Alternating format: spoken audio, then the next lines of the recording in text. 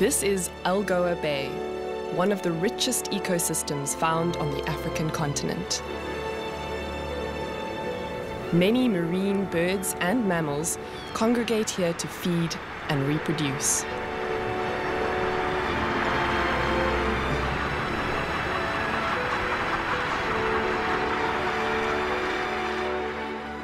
A very diverse marine ecosystem surrounds this bay, something that can be truly appreciated from the air. This is the Alexandria Sea of Sand, the largest expanse of uninterrupted coastal dunes in the southern hemisphere. Two large rivers feed Algoa Bay with fresh water, and what is even more astonishing about this coast is that massive volumes of fresh water seep almost invisibly under the dunes and into the bay. The large amount of fresh water that this bay receives is one of the main reasons for its immense marine productivity. Here, healthy populations of pelagic fish play a vital role in the coastal food chain. Large concentrations of sardines and anchovies attract a great diversity of marine predators to Algoa Bay. Not surprisingly, this is the place where we find the largest gannetry in the world, as nearly 200,000 Cape gannets congregate every year to breed and raise their chicks on the magnificent bird island.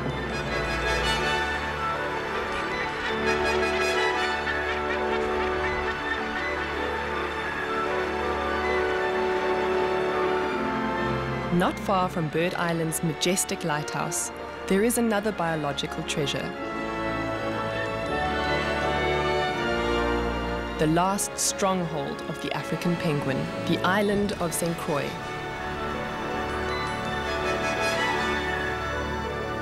Today, nearly 50% of the world population of the African penguin is found here in Algoa Bay.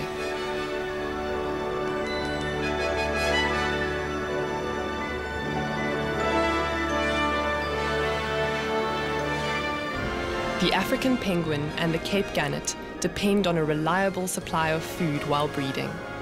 Adult birds spend long hours at sea searching for pelagic fish to feed themselves and their chicks.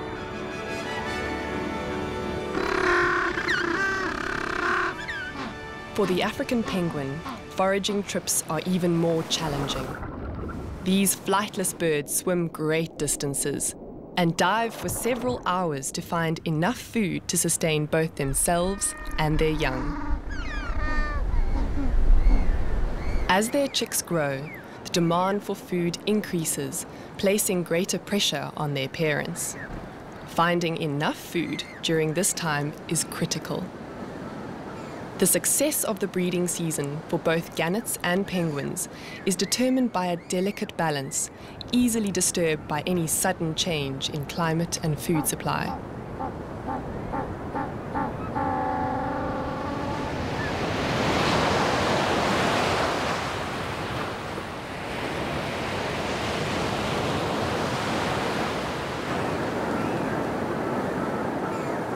Every breeding season is a gamble for these birds, as they face many dangers out at sea.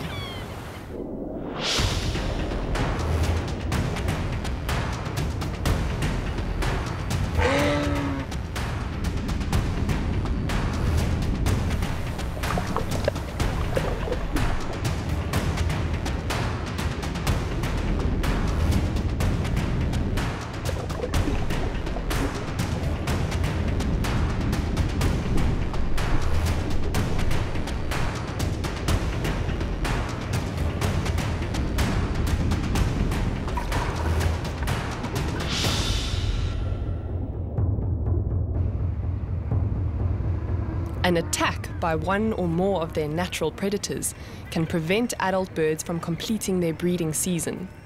However, these events are rare and have little long-term impact on the island's population.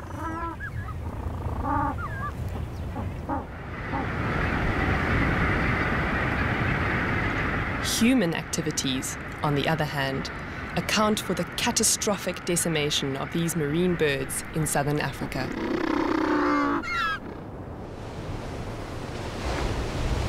The healthy condition of Algoa Bay at present is rather unique along the African continent.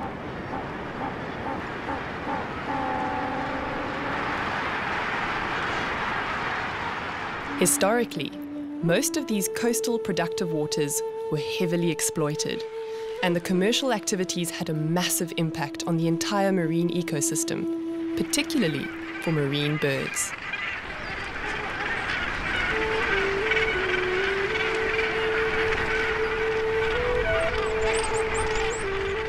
During colonial times, the commercial rush for large-scale mining of bird guano stripped most of these offshore islands. This guano layer was the ideal spongy nesting habitat for the African penguin. Its harvesting forced the burrow-nesting penguins to nest completely exposed on bare rock under the harsh African sun. The removal of fresh nesting habitat for penguins has an even more lethal impact today as our planet warms up. Penguins evolved to withstand cold waters and are therefore well insulated. Today, adult birds, chicks, and eggs are exposed to extreme temperatures on calm days. For adult birds, these conditions cause serious heat stress. This is equivalent to a human standing under the sun in a thick rubber wetsuit with no fresh water to drink. On such hot days, the situation can be so unbearable that it is not uncommon for adult penguins to abandon their eggs and chicks and abort the entire breeding season.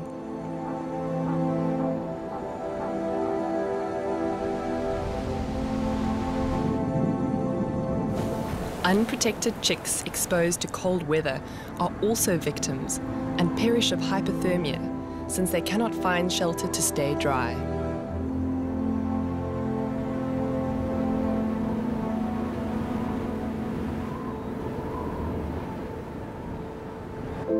In the past, the Cape Colony also needed protein, and these offshore islands were targeted as the main source of fresh eggs and bird flesh, particularly those of the African penguin.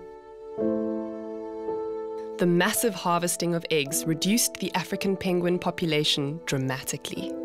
Within a period of 30 years, on Dusson Island alone, a staggering 13 million eggs were harvested from nesting penguins.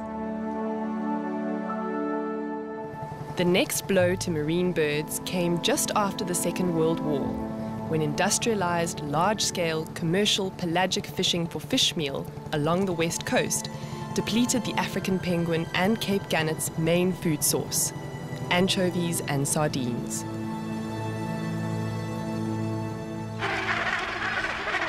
Scientists have found that Cape gannets on the west coast responded to this lack of food by feeding chicks with low-quality fish offal from fishing trawlers, resulting in very low breeding success. Many birds also responded by moving away from their traditional breeding offshore islands on the west coast.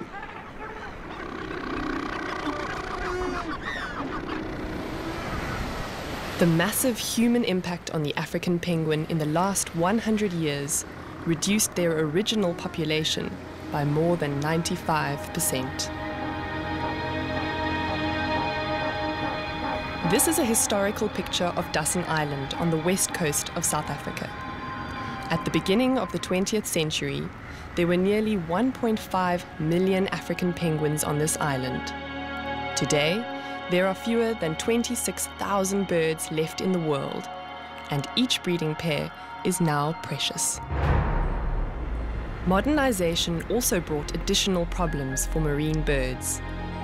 The increased maritime traffic exposed these birds to massive oil spills that further reduced their numbers. Today, all these offshore islands and their marine birds are protected, and we may think that at last these birds will have ample time to recover from the heavy exploitation of the past. The reality, however, is very different.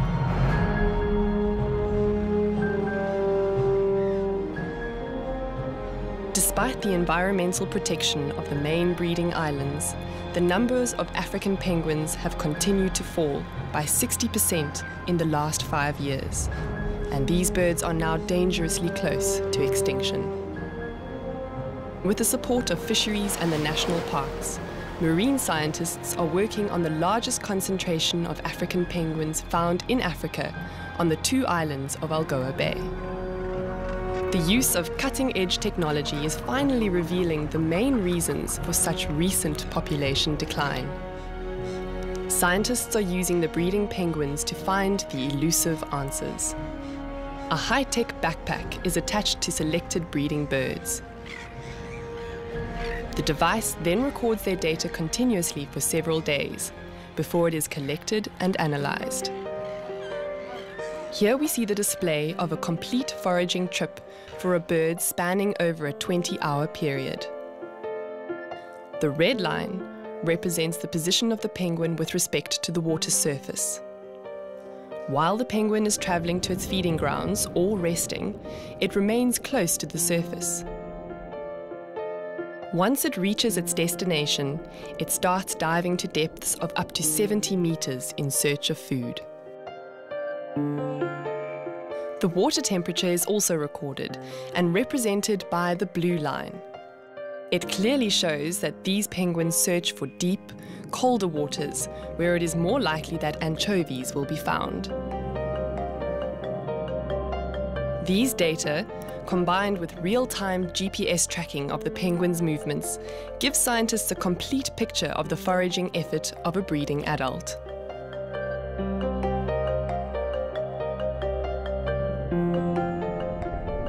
A typical foraging trip will be a distance of no more than 20 kilometers from the island, and the birds will travel at night, diving just below the surface. As the morning breaks, they will start searching for food to replenish their energy. They will take several resting intervals between dives, and at the end of the trip, they will hunt to fill their stomachs with fish for their chicks.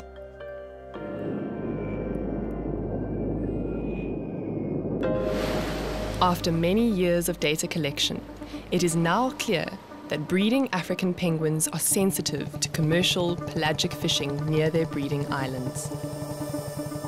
This graph represents the travelling effort by breeding penguins on the 2 main islands in Algoa Bay. The before and after comparison shows a considerable reduction in the distance travelled by breeding penguins once St. Croix Island has been closed to commercial seine fishing. At the same time, more breeding birds were able to successfully complete the breeding season.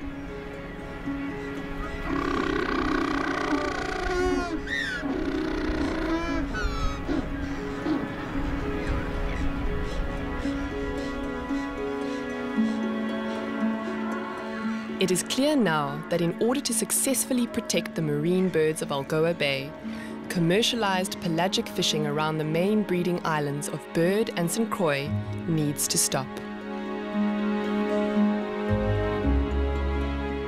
The African penguin story is teaching us a valuable lesson. In order to protect our unique endemic marine birds, it will require the protection of the ecological integrity of Algoa Bay.